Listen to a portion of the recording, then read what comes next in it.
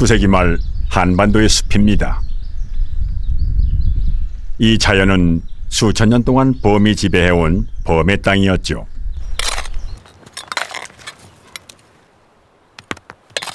이 깊은 산속에 밭을 일구는 사람들이 있군요. 살림을 태워 겨우 농사지을 땅을 마련한 화전민들. 그런데 이 땅은 경작지가 되기 전에 한 포식자의 서식지였습니다.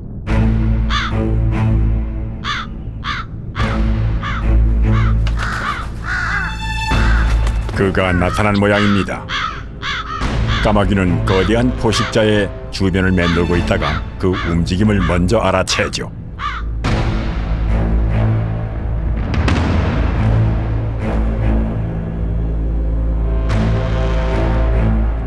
한반도 야생 생태계의 최상위 포식자.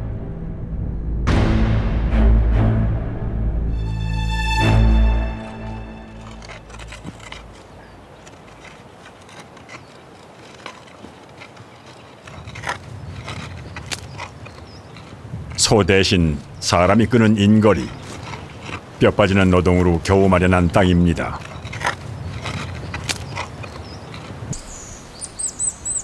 그러나 안심할 수 없는 땅.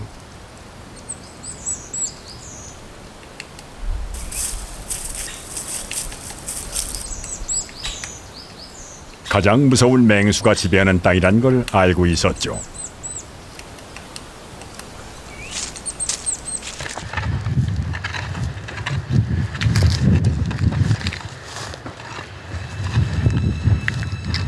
밭을 매다가 길을 가다가 하물며 뒷간에 갔다가 대책 없이 범에게 당하는 일은 흔히 일어났으니까요. 바로 호환이라고 하죠. 이 땅에서 호환보다 무서운 건 없었습니다.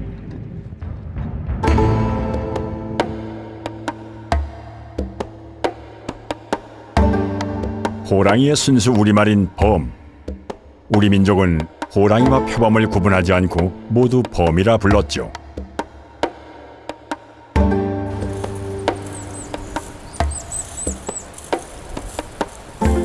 시베리아 호랑이 혹은 아무르 호랑이, 우리나라에선 백두산 호랑이라 불렀고 줄무늬가 칡농풀 같다고 줄범, 칡범이라 부르기도 했습니다.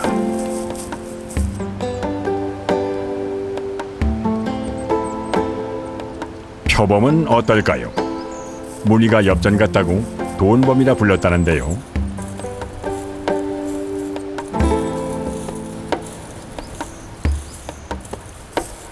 호랑이의 4분의 1 정도 되는 몸집이지만 더 날렵하고 사나운 맹수죠. 1970년까지 우리나라에서 포획된 기록이 있는데요. 호랑이보다 훨씬 흔한 맹수였습니다.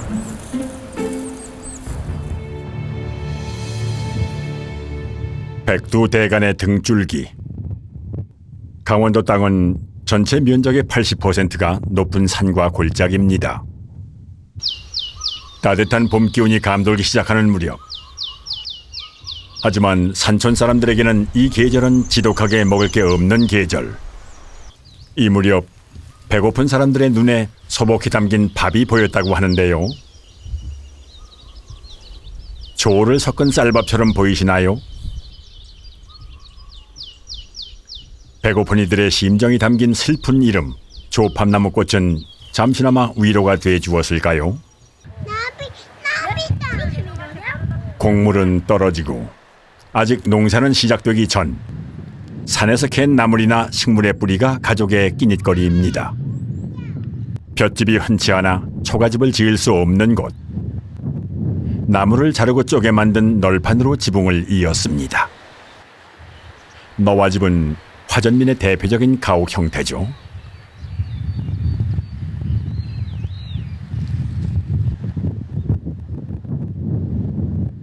집의 외벽은 단단하고 두껍게 막아둡니다. 산짐승, 특히 범의 침입에 대비하고 추위를 막기 위해서였죠. 19세기 이후 밀려드는 외세에 평지가 싸움터로 변해가면서 산속으로 피해온 이들은 더욱 많아졌습니다. 쌀 대신 메밀, 옥수수, 감자, 조 같은 밭작물들이 이들의 주식이 되었죠. 그마저도 이른 봄은 굶주리는 계절.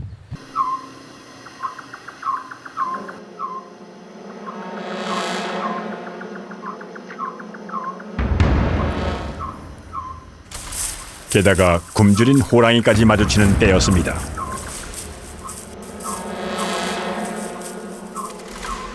호랑이가 인간의 집까지 다가오는 건 드문 일이 아니었죠.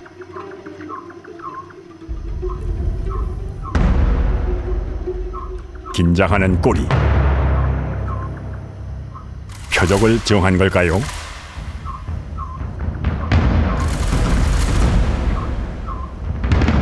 발자국 소리도 없이 어느새 문 앞까지 다가옵니다.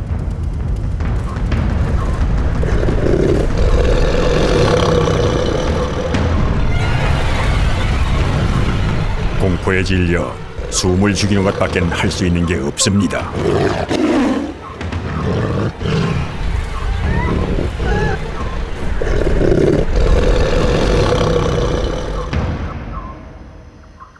서서히 발걸음을 돌리는 맹수.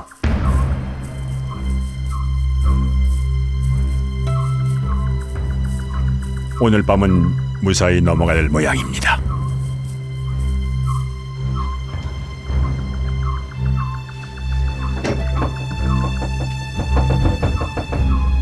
호랑이에게 죽거나 다치는 일은 전국 어디에서나 끊이질 않고 일어났습니다.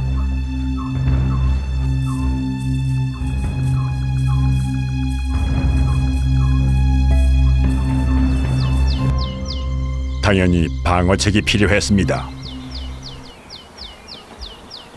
조금이라도 호랑이가 문을 부수기 어렵게 만들기 위한 장치. 호발은 효과를 기대한다기보다는 마음의 위안을 삼는 장치였을 겁니다.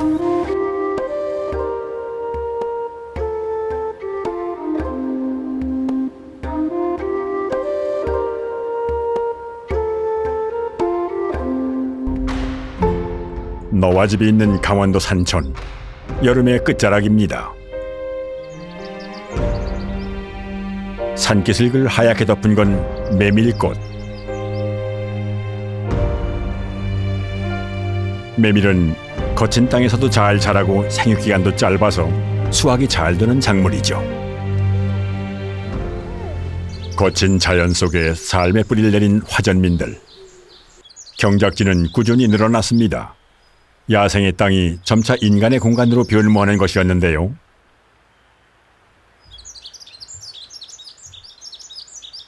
그렇다면은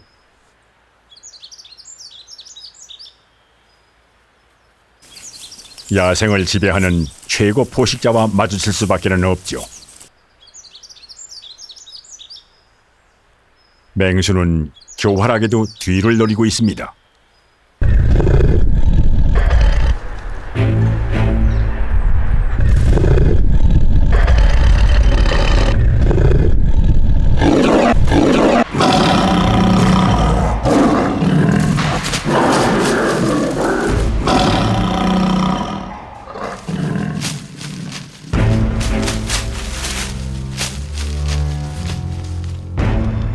공격하는 호랑이 앞에서 속수무책인 인간입니다.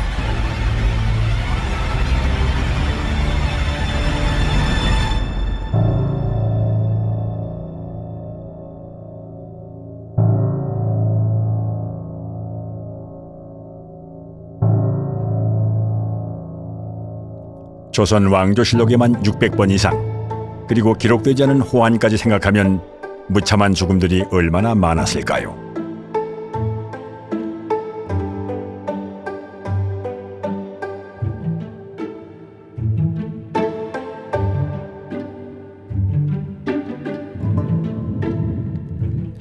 호환으로 죽은 이에겐 특별한 장례를 치룹니다. 시신은 그 자리에서 화장합니다.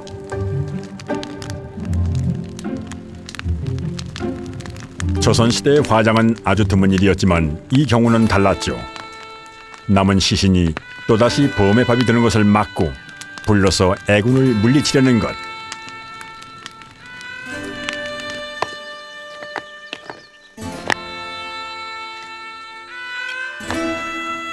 재 위에 돌을 쌓아 그대로 무덤을 만듭니다. 이 돌무덤을 호식청이라 합니다. 호환으로 죽으면 호랑이 종노릇을 하는 창귀라는 귀신이 된다 했는데요. 이 귀신은 항상 호랑이에게 바칠 다음 희생자를 노리고 있다는 무서운 얘기가 있었죠.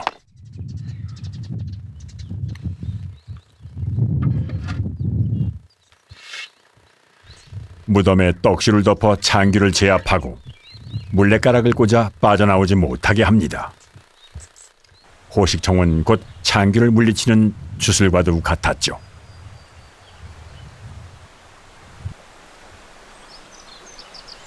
호환의 비극은 숙명이라 여겼던 사람들. 그러나 또 다른 이가 당하는 것만은 막아보려는 애절한 마음이 호식청이라는 무덤을 만들어냈죠.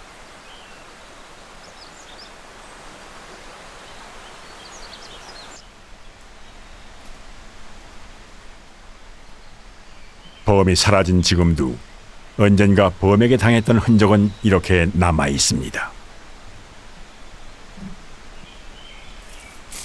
강원도 산간에 남은 호식청만 100여 개에 이릅니다.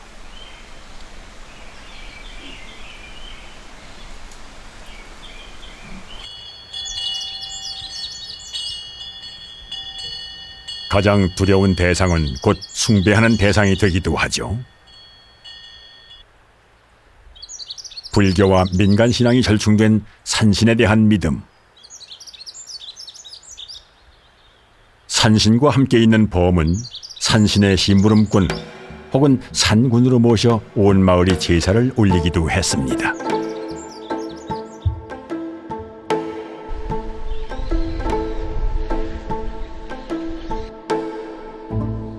산신과 함께 범은 인간을 보호해주는 수호신. 그런 범은 사납지도 않고 오히려 정감 있는 모습을 하고 있는데요.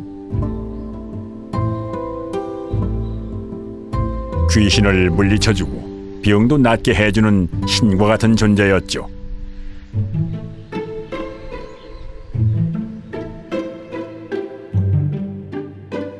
한편 어리숙해 보이는 범도 있습니다. 까치와 범이 있는 민화 자코도 속에서 범은 귀엽고 익살스럽죠.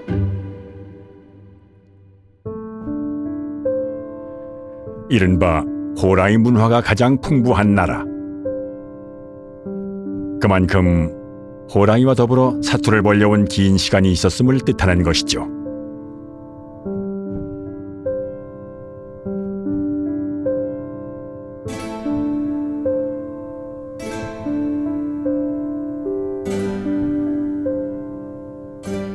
조선 초기부터 범 사냥을 위한 전문 군사와 사냥꾼들을 양성했고 이들의 활약으로 범의 수는 지속적으로 줄어들었습니다. 산포수란 이름의 전문 사냥꾼들은 낡은 화성총 하나로 범을 제압하며 20세기 초까지 이름을 떨쳤죠.